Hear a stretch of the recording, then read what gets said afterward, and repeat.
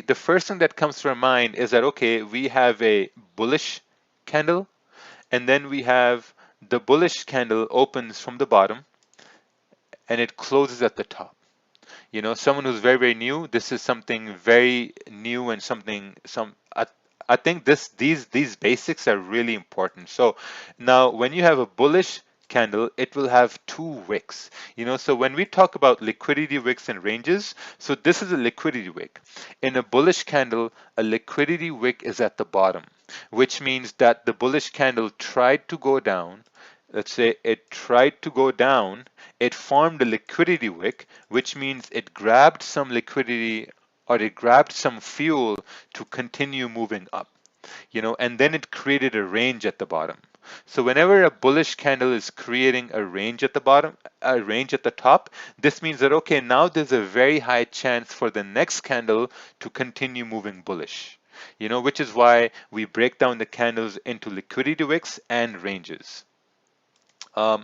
Next, we have your bearish candle, right? Now, the bearish candle opens at the top and it closes at the bottom. And when we talk about the liquidity wicks and the ranges on bearish candles, we have the range at the bottom because, you know, price is obviously moving down. And then we have the liquidity wick, which is at the top. You know, so whenever you talk about liquidity wicks, these are what liquidity wicks are. Liquidity wicks are basically movements of candles in the opposite direction. That's what liquidity wicks are. I have a little story to tell. My good friend, he started trading in the 1990s. You know, this is a very long time ago. So what they used to do was they used to get prices. You know, they used to get prices every 15 minutes. So now check this out, right? Just like visualize this. So you're there sitting at the screen, you're getting prices every 15 minutes. So let's say that he would get a price, let's say once he get a price and the price would be at, let me just remove this. And the price he would get would be at 100, right? He would get price at 100 and he would write this down. Okay, I got a price at 100, and they would have this math paper, you know, that those papers like with boxes on them. So that's what they would have, like grid papers. So he would get a price at 100, and in that 15 minutes or in that 1 hour time frame, he would get a closing price. So he would get an open price at 100, a closing price he would get at 150.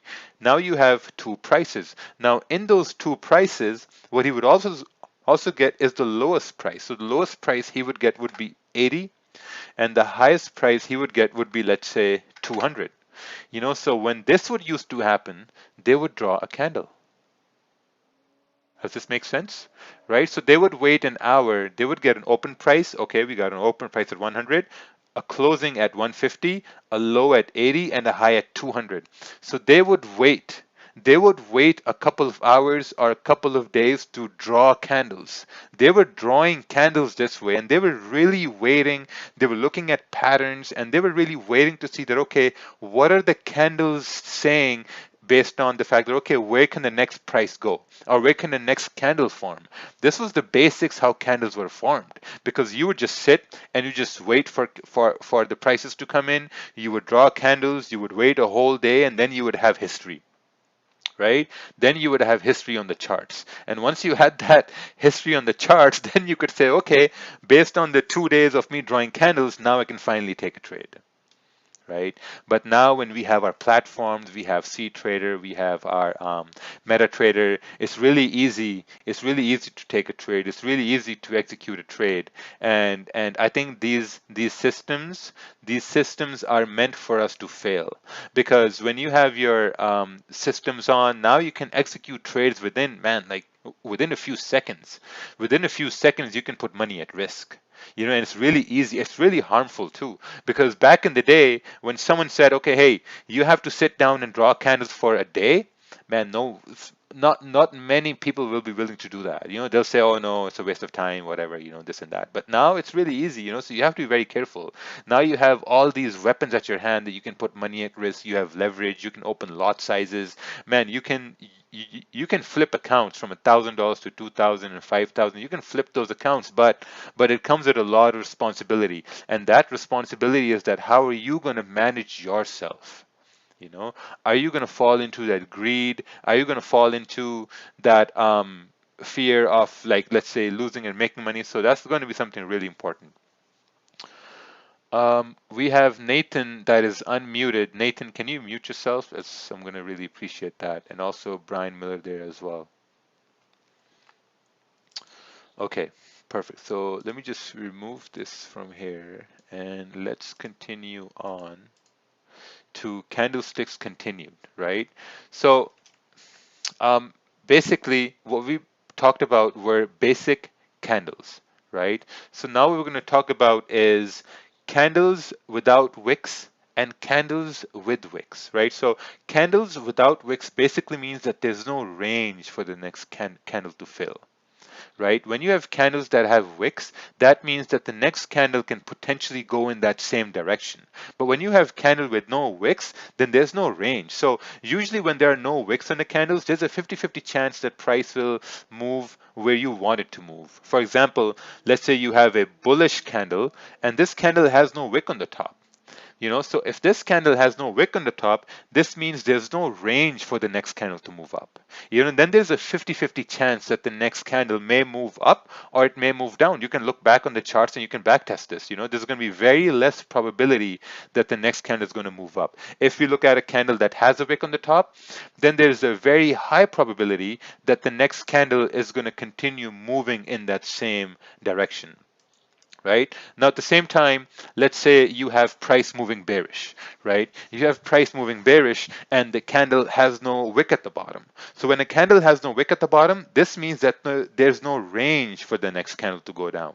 You know, now there's a 50-50 chance that the next candle can essentially go down or may start going up, right? So whenever I encounter a candle with no wick at the bottom, I look at that and say, man, okay, there was volume there. The candle was a solid bearish candle, but the candle had no wick at the bottom.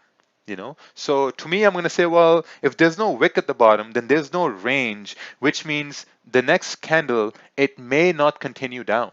It may start going the opposite way, you know, but, you know, sometimes the candles do start heading where you want to go. So that's a 50-50 chance.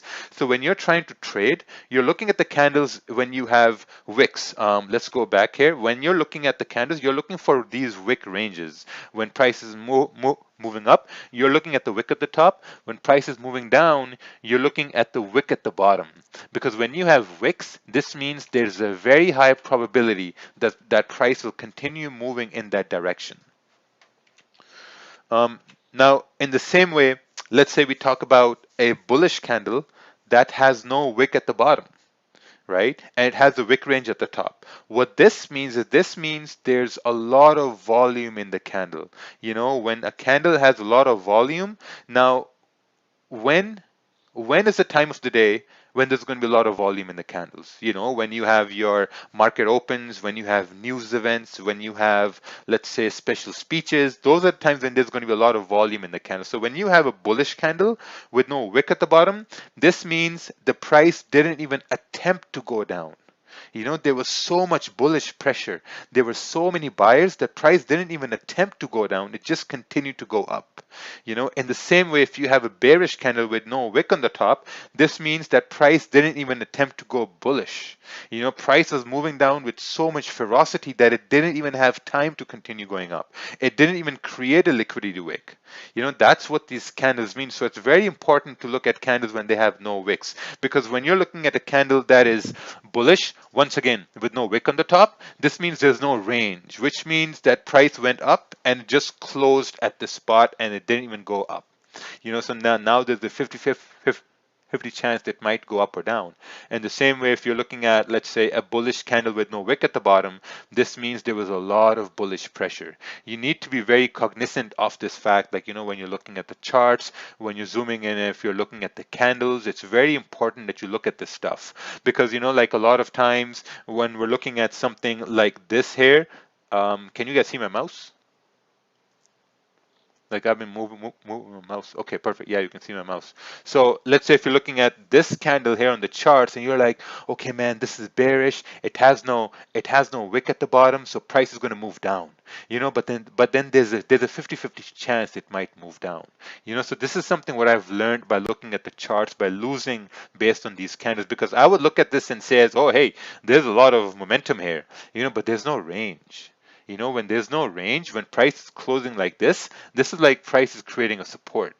So it's very important to make sure that that's understood. Okay, so let me just check this one thing here. Everything's go. System is looking good. Perfect. Um, awesome. So now we talked about candlesticks. We talked about market sessions. We talked about times to trade, and we talked about risk.